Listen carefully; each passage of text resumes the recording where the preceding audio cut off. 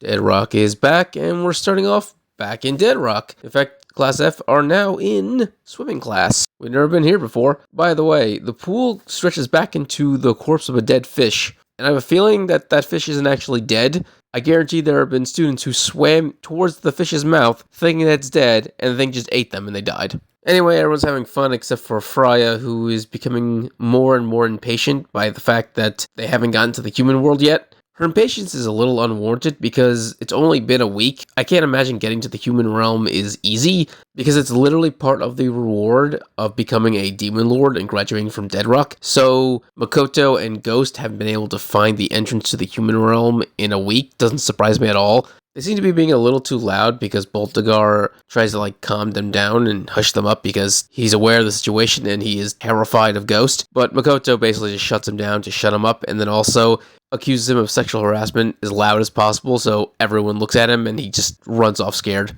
I'm legitimately surprised that God hasn't killed him yet, because the fact is, Lilith read his mind, so she knows that he is currently being manipulated and controlled by Ghost. And it's not like God's afraid of Class F or Ghost. He doesn't seem to fear anyone. So it's not like he needs to use Boltagar to manipulate the Class F into killing themselves or whatever. He can just do that whenever he feels like it. Anyway, after this, Freya gets sick of the whole situation and jumps into the pool and just continues to think about Yakuto. This then allows for a meeting between Makoto and her boss, Ares, and he gives her an update on his investigation into the gate to the human realm. He hasn't found it yet, but he has found something else that's concerning. He takes all of Class F to the anthill where they had their entrance exam. The reason why he brought him here is because his investigation into the portal to the human realm led him to this anthill. But as soon as he got here, his investigation basically stopped because what he discovers is what is written on the walls, which is a massive magical pattern, which is written all over the entire anthill. Now, we already knew about this because we saw the Hungatagari working on it, but they didn't know about it until now. The whole magical pattern is basically to blow up all of Deadrock. It's a giant bomb. Obviously, Class F is concerned about being blown up by an underground bomb, but they're confused on why they're even being shown this. This doesn't really have anything to do with getting them to the human realm, but it actually does, because the magic circle absorbs a massive amount of magic power, and so if they activate the gate to go to the human realm, which is going to use a massive amount of magic power, it is going to set off the bomb, killing everyone. Or at least it would if the magic circle was finished.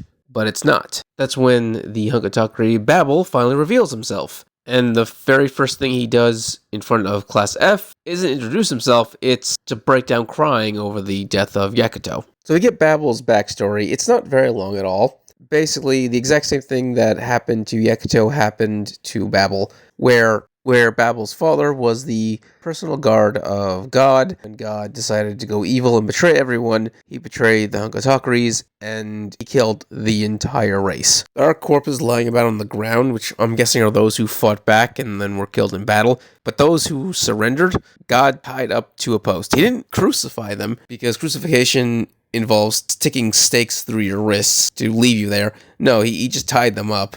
But still, he left an entire race of people to slowly die of dehydration. And the only one that survived was Babel, and that only happened because Yakuto showed up, cut him down, and, gave him food and water.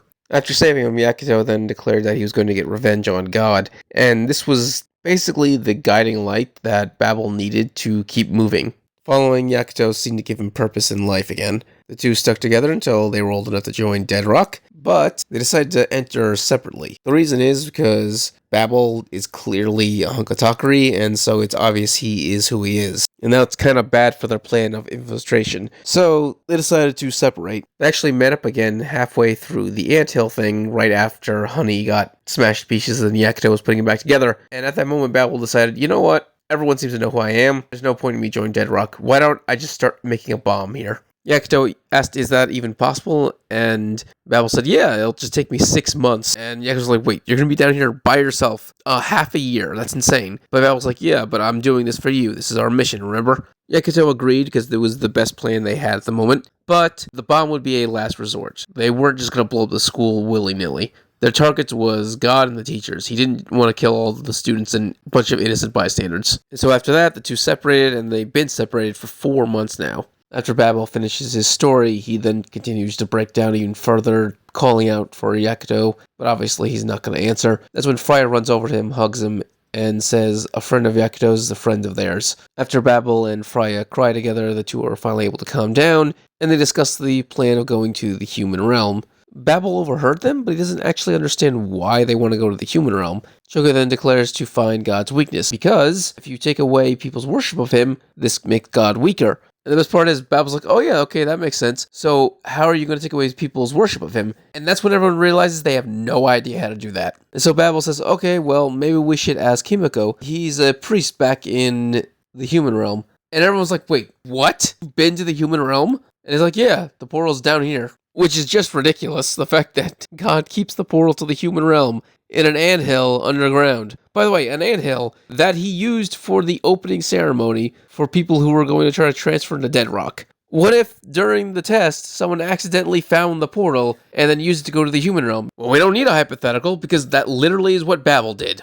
Anyway, he takes them to the portal, and they walk through into the human realm. And the last image we get of this chapter is of a knight, and he is currently flying a flag and also wearing a cape with the symbol of a light darkness dragon on it. This is extremely important because we learned several chapters back that a light darkness dragon is part of the creation myth of the underworld, which means this knight is most likely a paladin that follows the faith that talks about this creation myth, which makes me real happy because I am always big on world building. Hopefully we meet this guy in the next chapter and we start to get more information.